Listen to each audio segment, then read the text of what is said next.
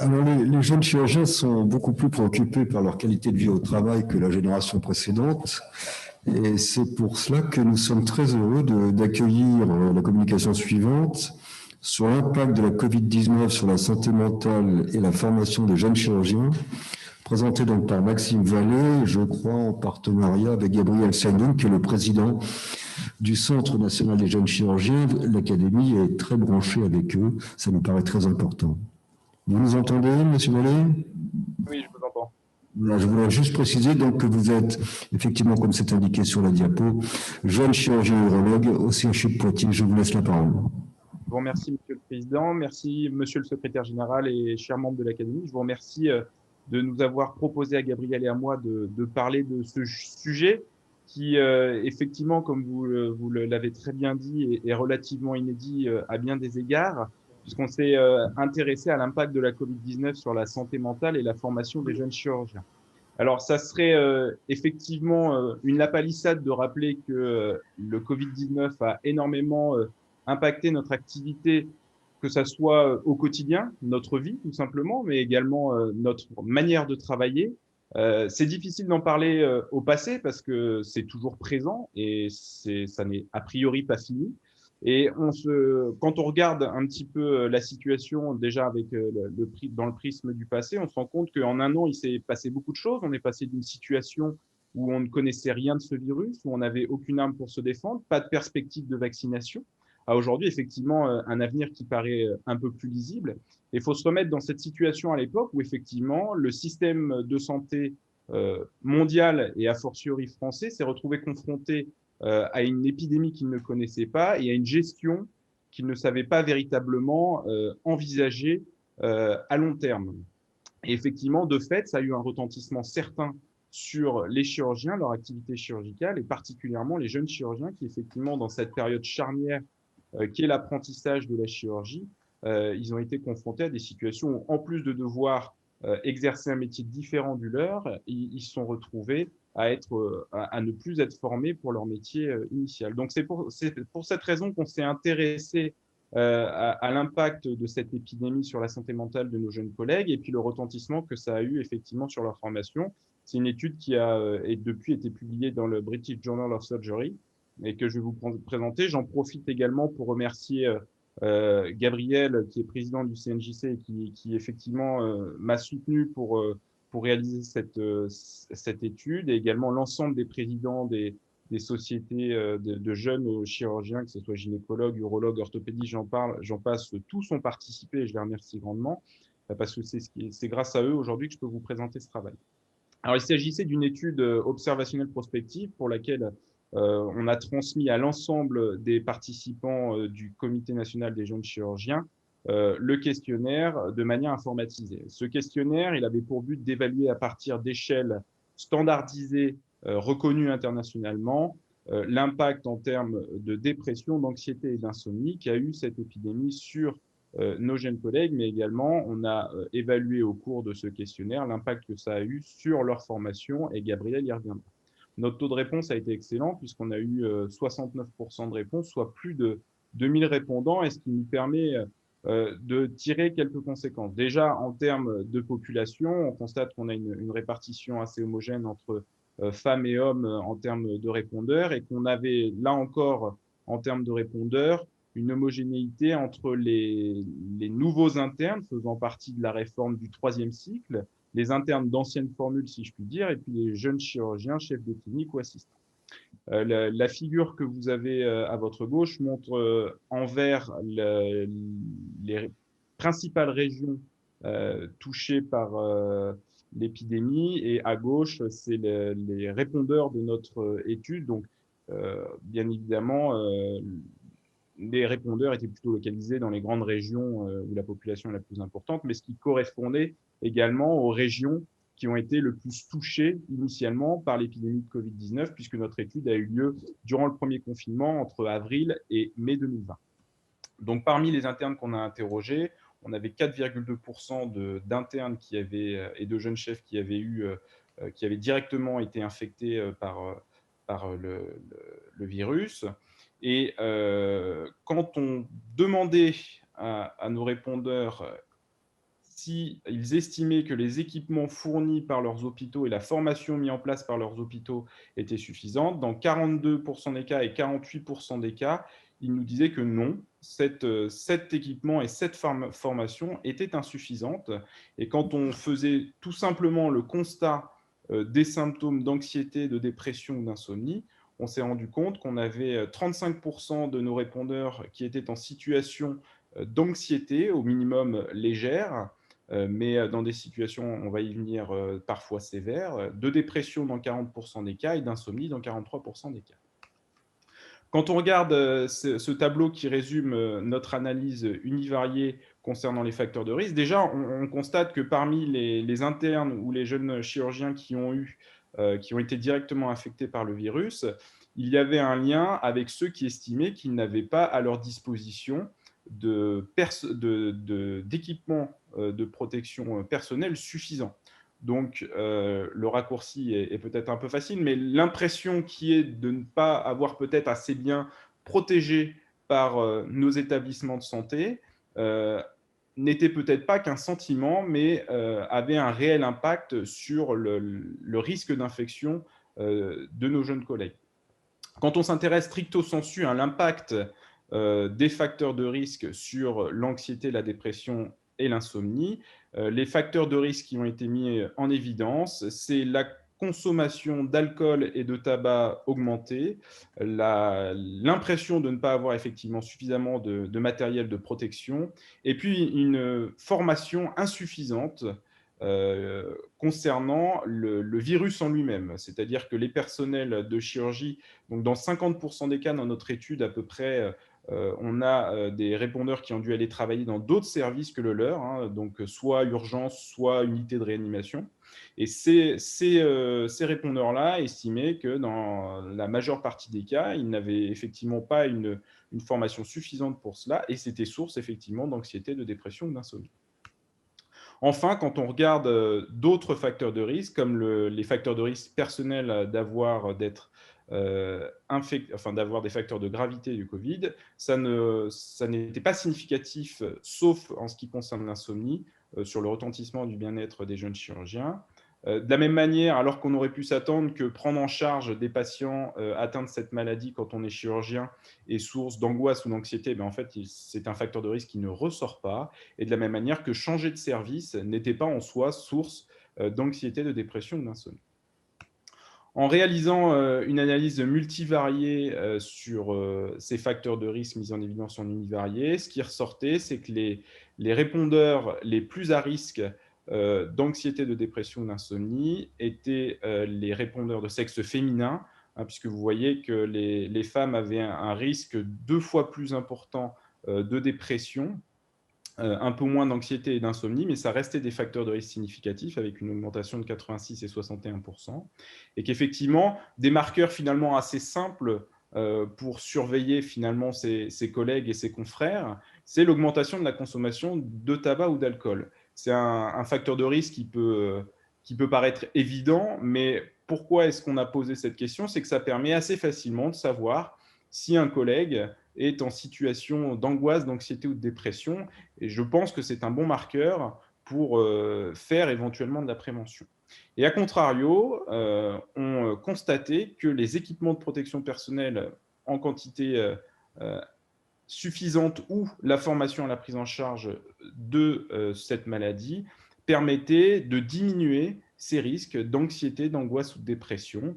Et donc, je pense qu'il y avait de ce point de vue-là, un vrai travail à faire qui a probablement été fait depuis, hein, puisque je rappelle que on était dans une période extrêmement particulière où c'est facile de dire a posteriori il fallait, mais il y a un an, on savait très bien que la disponibilité des matériels de protection était toute relative et que la formation formée du personnel à la prise en charge de cette épidémie, alors même qu'on ne connaissait pas bien ou peu le virus, c'était extrêmement délicat. Mais en tout cas, on constate que ce sont des facteurs protecteurs concernant l'anxiété, la dépression et l'insomnie.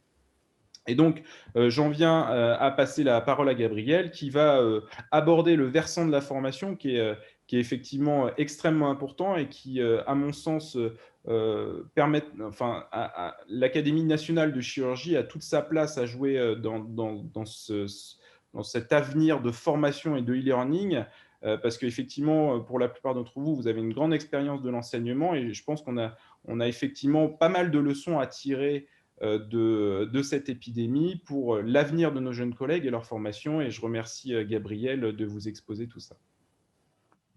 Monsieur le Président, Monsieur le Secrétaire général, mes chers collègues, merci Maxime. Je tiens à mon tour à te remercier et à remercier l'ensemble des référents des spécialités pour cet excellent travail collaboratif. Dans notre étude orientée sur le bien-être du jeune chirurgien, nous avons posé une question sur la formation pour introduire une prochaine étude qui sera réalisée par le CNJC. 93% des jeunes chirurgiens ont répondu que leur formation a été affectée, avec une formation fortement ou extrêmement impactée chez 54% de notre population.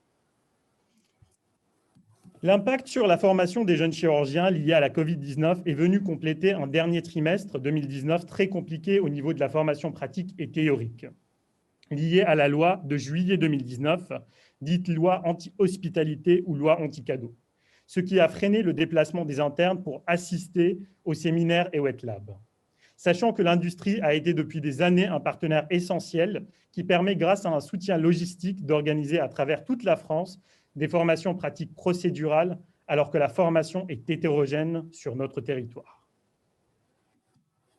Ces difficultés ont été ressenties chez les jeunes internes, malgré la réforme du 3e cycle, qui a pour principaux objectifs de rendre cohérente et équitable la formation des futurs spécialistes et de substituer à une qualification basée sur une durée à une formation basée sur l'acquisition progressive des compétences.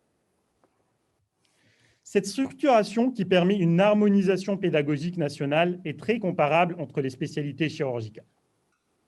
Elle se décompose en compétences cliniques, techniques et comportementales à acquérir au cours de chacune des 3 phases.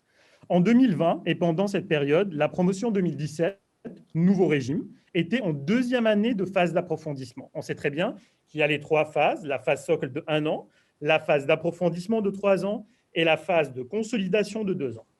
Donc, la promotion 2017, nouveau régime, était en 2e année de phase d'approfondissement.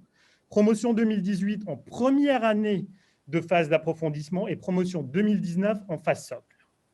La formation pour ces jeunes promotions a été fortement impactée par la crise. Dès lors, au cours de la phase d'approfondissement, ils doivent identifier et traiter une complication post-opératoire, effectuer dans leur totalité les interventions de la spécialité les plus simples et une partie des interventions qui doivent être maîtrisées au cours de la phase de consolidation. Je reste encore sur l'ancienne diapo. En phase socle, encore plus problématique pour la promotion 2019, ils doivent maîtriser les gestes chirurgicaux de base. La question qui se pose est, est-ce que ces objectifs ont été atteints pour les jeunes internes en 2020 ? Sans oublier, bien évidemment, les internes de l'ancien régime, des promotions 2015 et 2016, qui doivent approfondir leurs gestes, et bien sûr, les chefs de clinique, qui sont autonomes ou doivent consolider leur autonomie et qui ont été affectés par la déprogrammation massive. Suite à cela, on a reçu plusieurs requêtes pour demander un renouvellement du contrat de Clinica pour les chefs qui le souhaitent. Mais après une période de stagnation lors du premier confinement, l'adaptation a eu lieu et le e-learning a commencé à approfondir son chemin. Cet enseignement à distance avec les congrès virtuels ont été bien perçus par la majorité des étudiants et des enseignants pour garder un contact et une dynamique nationale. Mais ce mode d'enseignement a des avantages et des inconvénients, et notamment en chirurgie pour la formation pratique. Par cet enseignement à distance et quand on est seul derrière l'écran, il y a aussi, et dans certains cas, plus d'efficacité pour avancer à son rythme, moins de peur du jugement et donc plus de possibilités pour poser des questions, notamment pour les personnalités introverties, sans oublier la diminution de l'effet de blocage chez certains étudiants. Mais le travail à plusieurs reste essentiel, surtout pendant l'enseignement pratique en dehors du bloc opératoire, car le travail de groupe permet un brainstorming, le partage et le soutien mutuel des membres du groupe. Ce travail permet aussi de bénéficier de critiques constructives, encourageantes, avec un contrôle de la compréhension des notions abordées et surtout la confrontation de son niveau à celui des autres. ce qui permet le partage d'expériences et de compétences et donc ce qui permet de varier le mode d'apprentissage. Les étapes de l'apprentissage compatibles avec l'enseignement à distance sont la transmission des règles de savoir de base avec mise en application pour les débutants avancés et l'acquisition de compétences avec suivi par un tuteur qui suivra l'évolution du cursus du jeune chirurgien. Les étapes incompatibles avec l'enseignement à distance sont la grande compétence et l'expertise et donc l'immersion progressive aux situations diverses, ce qui est le cas des internes en fin de cursus ou des jeunes chefs de clinique qui nécessitent un compagnonnage au bloc et un suivi personnalisé. De plus, la maîtrise et la sagesse pratique ne peuvent être atteintes qu'après études pratiques auprès de plusieurs maîtres pour pouvoir choisir son propre style chirurgical. Ces étapes de l'apprentissage sont essentielles pour la formation médicale initiale et continue. Tout comme devenir pilote nécessite des compétences réalisées et évaluées par la simulation. L'acquisition de compétences techniques en utilisant la simulation à travers l'élaboration de programmes d'enseignement pour chaque DES de chirurgie est essentielle pour cadrer la formation des jeunes internes. La formation initiale du chirurgien, qui a longtemps reposé sur le compagnonnage, doit intégrer les grands changements que connaît la discipline chirurgicale. Le modèle ancien du compagnonnage, je vois, je fais et j'enseigne, n'est actuellement pas complètement compatible pour les jeunes promotions d'internes avec les contraintes socio-économiques du bloc opératoire, la réduction des heures de travail et la demande des sécurités du patient avec la fameuse phrase clé « jamais la première fois sur le patient ». Pour les jeunes internes, apprendre dans un contexte de simulation approprié et réaliste permet une plus grande flexibilité, un apprentissage actif et diversifié et augmente le niveau d'acquisition des compétences des internes et bien évidemment réduit le stress et l'anxiété lors de la réalisation du premier geste. Les demandes sont claires pour les différentes promotions et les promotions à venir. Demande de formation pratique par la simulation, augmentation du temps de formation et flexibilité, améliorer la coordination entre les facultés et les lieux de stage, formation par un tuteur au quotidien qui assure l'évaluation et l'évolution lors du compagnonnage au bloc opératoire, mettre en place un binôme jeune et vieille interne avec un chef pour le partage d'expériences, faciliter l'accès au bloc et favoriser le compagnonnage le plus tôt possible avec évaluation progressive, valoriser le portfolio numérique qui permet de tracer l'acquisition des connaissances et des compétences, et en particulier pour les étudiants des spécialités chirurgicales, mettre en place un planning prédéfini en fonction des objectifs. Une autre proposition, développer les écoles de chirurgie et les académies de simulation dans chaque faculté de médecine. Et surtout, mettre en place un comité de suivi pour appliquer ces mesures et donner les agréments au stage. L'objectif est d'être responsable, car pour être responsable, il faut apprendre à être seul maître à bord. En conclusion, l'année 2020 a été marquée par une crise sanitaire ayant un impact important sur le bien-être et la formation des jeunes chirurgiens. La déprogrammation des interventions et la suppression des formations pratiques hors bloc ont été responsables d'une dégradation des conditions de formation pratique des jeunes chirurgiens. L'enseignement à distance a été développé au cours de cette période de distanciation sociale, mais il existe des difficultés d'un enseignement 100% à distance, surtout pour la formation pratique, ce qui implique que les promotions impactées doivent bénéficier d'un accompagnement pédagogique spécifique. Pour le message d'espoir, et après la fin de cette pandémie, de nouvelles habitudes pédagogiques ont émergé à travers l'utilisation grandissante du numérique et vont émerger pour créer de nouvelles pratiques comme la e-pratique. La e-pratique, c'est la présence d'un interne qui réalise le geste à distance avec son propre matériel et un tuteur à distance qui supervise son travail. Pour un objectif ultime, avoir un chirurgien formé et plus sûr le plus tôt possible. Je vous remercie pour votre attention.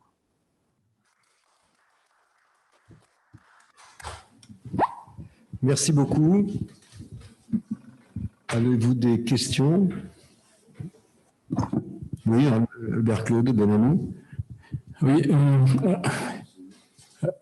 ne sais pas s'il est toujours là, notre collègue. Oui, tout le monde est là. Oui, très bien. D'abord, merci pour cette très belle présentation à deux voix sur un sujet préoccupant pour pour nous tous dans tous les hôpitaux, hein, et aussi bien les hôpitaux que dans les établissements privés. Hein, et je crois qu'on a tous vécu l'angoisse, le manque d'un certain nombre d'éléments de formation et bien sûr d'équipements ad hoc pour assurer une prévention et une sécurité dans le geste.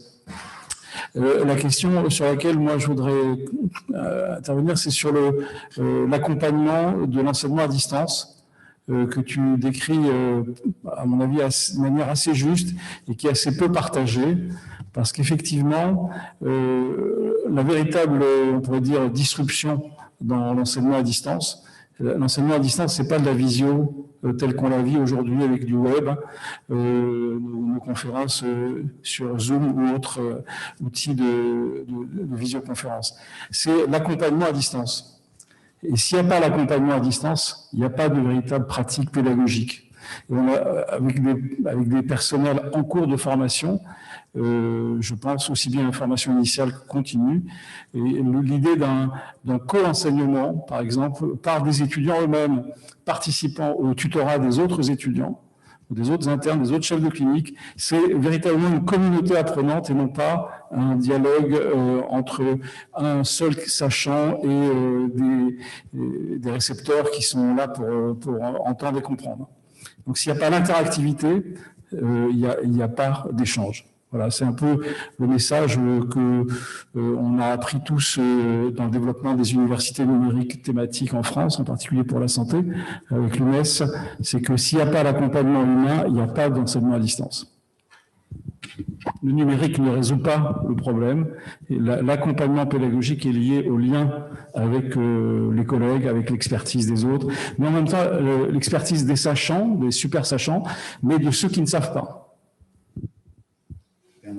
Gabriel Saindoul, une réponse?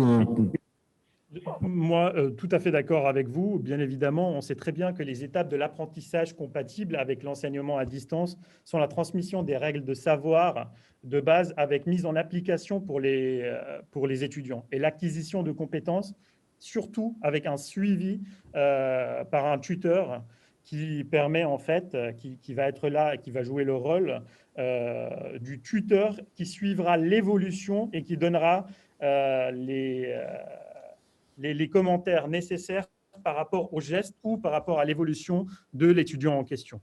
Donc, on est actuellement en train de vivre une période charnière dans laquelle on essaye en fait de trouver le juste milieu entre la communication verbale et le présentiel et la communication numérique dans laquelle on veut en fait s'intégrer au mieux sur le plan chirurgical, mais dans laquelle il faut avoir encore beaucoup d'objectifs à bien préciser et à bien cibler pour que ça soit une option validée et valable pour le jeune en formation. Une question de Bernard Cron, puis Jean-Claude Coufinal. N'oubliez pas de brancher votre micro, Bernard Cron. Non, votre micro n'est pas ouvert. Il ne nous entend pas. Voilà, c'est bon? Vous m'entendez bien? Bonjour à tous. J'ai trouvé cette communication très intéressante, mais je voudrais lever 2 points. Avec le retard de formation des internes et l'absence de préparation pendant les premières années de médecine, puisqu'il y a très peu de travaux pratiques en chirurgie pour les stagiaires hospitaliers, il faut bouffer des heures et des heures de salle d'opération en compagnonnage. Et la formation à distance, bien sûr, est excellente. Les écoles de chirurgie, on en a très peu. Et je crois qu'il faudrait revoir comme prérequis dans le cycle des études médicales. J'en avais parlé à la conférence des doyens il y a 3 ans, mais personne n'en a tenu compte. C'est qu'il faudrait que les futurs internes en chirurgie puissent, avant leur prise en charge de l'internat, être dégrossis un certain nombre de choses pour pouvoir être en responsabilité beaucoup plus tôt. Car on ne fait bien que ce qu'on peut faire soi-même après avoir vu faire. Et je voudrais attirer l'attention sur ce problème-là qui me semble tout à fait majeur dans la situation actuelle.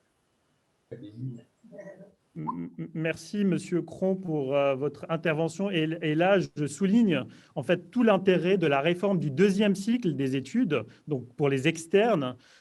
Aujourd'hui, la réforme du deuxième cycle a comme objectif aussi d'orienter le plus tôt possible cet externe vers une spécialité. Et donc, s'il s'oriente vers une spécialité chirurgicale, on verra ce que ça va donner, mais normalement, il doit être prêt avant de rentrer en internat de chirurgie à certains gestes de base en chirurgie. Je ne sais pas si mon collègue Maxime veut rajouter quelque chose.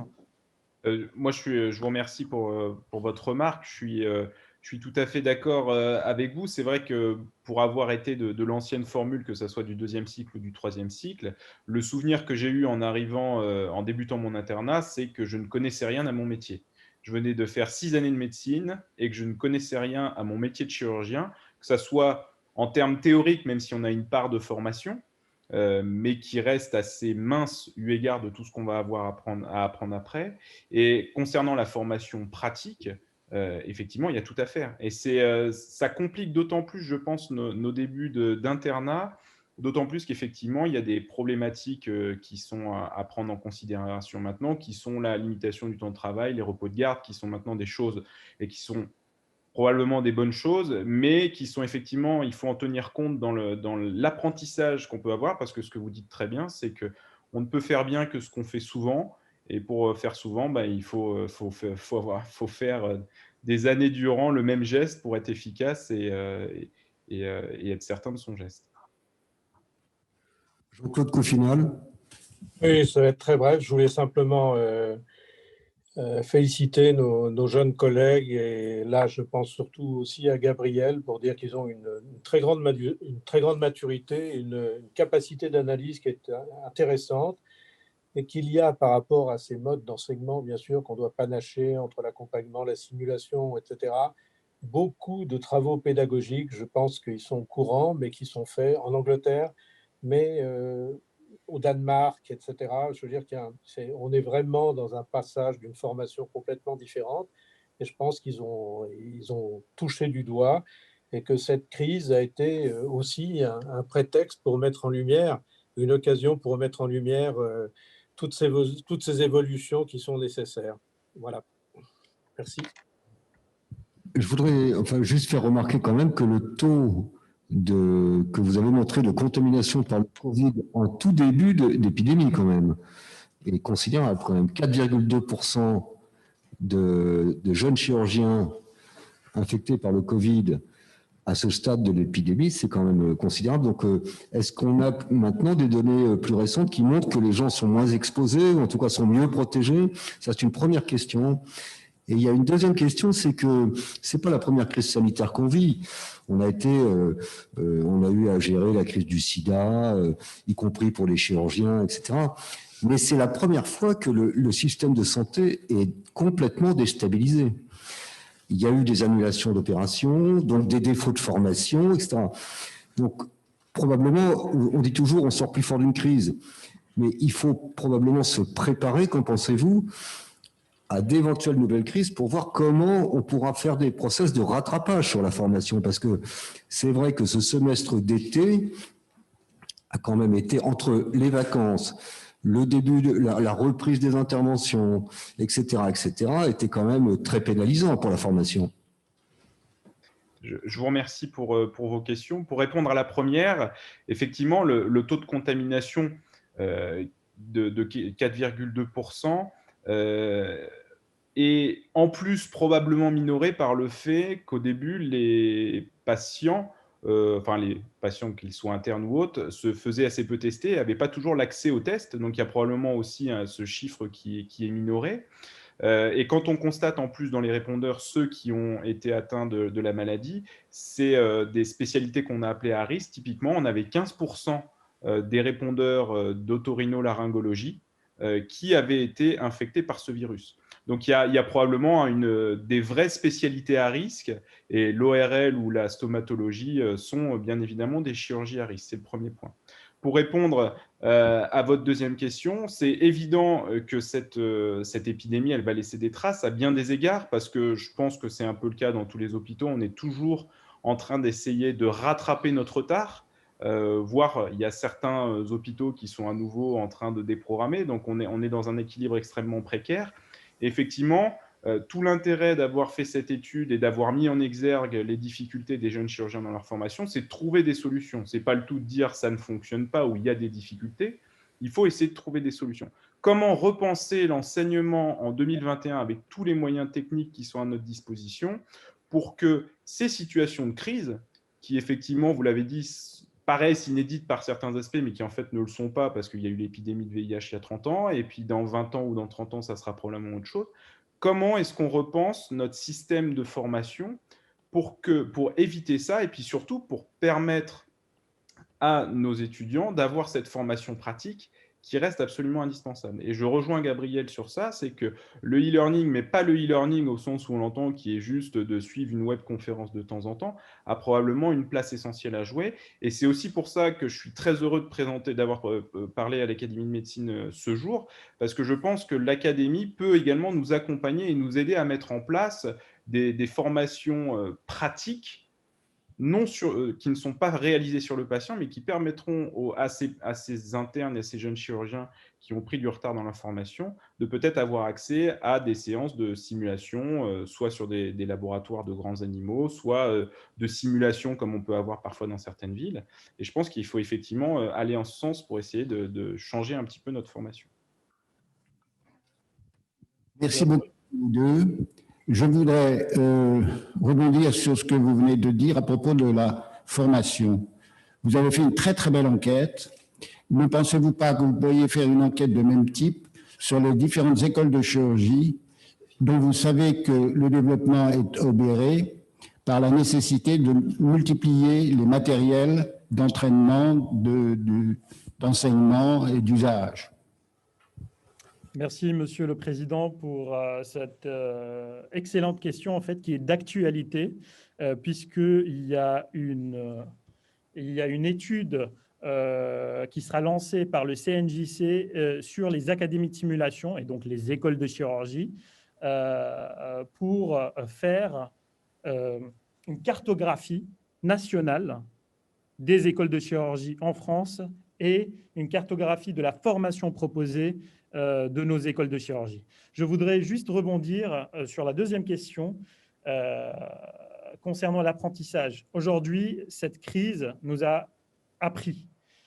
Cet apprentissage qui reflète notre vécu pendant 1 an va nous permettre en fait d'anticiper et de repenser notre système de formation. Et je voudrais aujourd'hui souligner l'importance de l'accompagnement de l'Académie de chirurgie pour pouvoir proposer encore plus de la théorie aux jeunes chirurgiens, mais aussi de la pratique prochainement. Merci. Alors, dernière question courte et réponse brève, Maxime Ross. Très rapidement, question merci Gabriel, pour Maxime, s'il vous plaît. Concernant les différences géographiques, puisque j'imagine quand même qu'effectivement le plus grand nombre de répondeurs était sur les régions les plus touchées, mais est-ce que les Girondins ont mieux vécu que ceux de l'Est cette crise dans leur comportement psychologique? Est-ce que vous avez des différences de réponse à ce niveau-là? Je vous remercie, c'est une excellente question à laquelle on s'est bien sûr intéressé. Il n'y avait pas de différence entre les régions qui avaient un fort taux de Covid-19 versus celles qui n'en avaient pas. Il n'y avait pas plus d'anxiété, de dépression ou d'insomnie ou de retentissement en tant que tel sur les internes. Et c'est vraiment ça qui est à mettre en avant, c'est que c'est une impression, un sentiment d'abandon, alors même que parfois, effectivement, il n'était pas toujours véritable, puisqu'il y a certaines régions qui ont été au premier confinement assez peu touchées, mais il n'y avait pas de différence de ce point de vue-là. Merci. Merci à tous. Nous allons passer à la communication suivante.